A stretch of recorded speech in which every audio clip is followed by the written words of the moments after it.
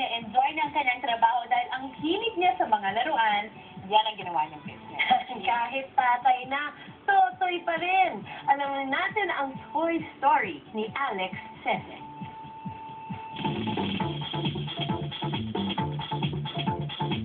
Laruan, laruan, laruan.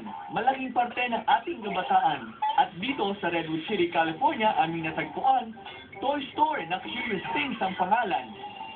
Gusto ko lahat ng mga buyer na malaman nila kung ano curious sa loob ng tindahan ko. Kaya pinangalan ako ng Curious Things. Ito si Alex Sese at ito ang kanyang Toy Story. Siya ay 42 taong gulang, tatay na mahilig sa laruan. Nung nag-umpisa ako muna, nag-antiques ako. Sinubukan ko ang antiques kasi dati booming ang antiques. Naglagay ako ng iilan na PS dispenser na laruan. Nag-umpisa magbenta. Nang that time, bumabagsak na ang antiques. Nag-switch naman ako sa mga laruan. Ang laruan, laging may bumibili dahil sa mga bata, matanda, lahat nagkukulit. So, kaya lumipat ako sa toy business. Yung mga laruan ko, eto mga nagpapabata sa akin na marami akong laruan dito na karamihan ng mga namimili. Lahat ng mga hindi na nakikita sa tindahan, nakukuha nila rito, nagpapasaya sa akin na nakikita ko silang masaya rin.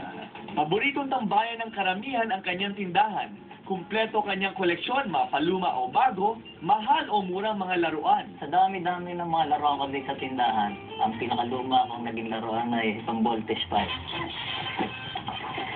Itong Voltes 5 na to, nung araw, mga grade grade mga siguro mga 70 siya. Nagkakalaga lang to mga siguro mga $50 to $75.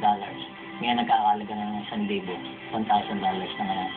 Kung makikita mo. Yeah, nabuo. Mahirap makakita na may kahumpa. Eto, lumang-luma na to. At maaamay mo kung gaano katagal. Mas matanda pa at sa lola ko. Pinakamaliit kong laruan, ito naman ang pinakapaborito ko, Bruce Lee. Okay, lahat sigurado lahat kaya alam mo si Bruce Lee. Yeah, yung takbo niya, woo! Bruce Lee! Napakita ko na siya kung ano yung pinakamaliit kong laruan. Yan, ang pinakamalaki ko naman laruan sa tindahan ko, itong Star Wars na spaceship. Ito, sa store display lang to na hindi binibenta kahit sa mga tindahan. So, meron tayo na. Sa pinakamalaki, hindi natin pwede baba. Ang pinaka-paborito ko naman laruan, kaya kung bakit ako nag-umpisa ng toy business ko, ay dahil dito sa PS dispenser, okay? Ito ay si Casper.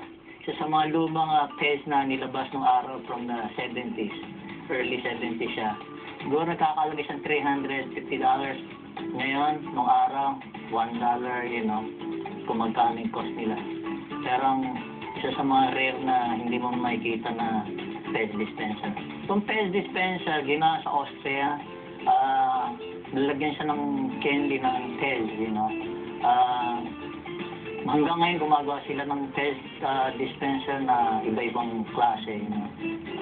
Pero ako tatanungin nyo, kaya tinawag itong PES dahil merong PES ni Wonder Woman, may PES ni Vader, Darth Vader, may PES ni Batman, at may PES din ni Garfield, so marami pa.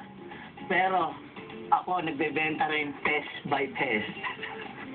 Kasiyahan ang dulot ng mga laruan sa kanya at kanyang pamilya. Nakakatulong din ito para sa kanilang magandang kinabukasan.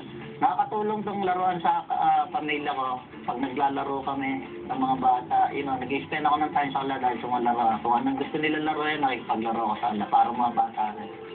Siyempre, lagi naman akong magiging proud to have your own business na lalo na laruan. Lalo na Pilipino, ikaw lang nandito sa Bay Area na nagbibenta ng ganitong laruan.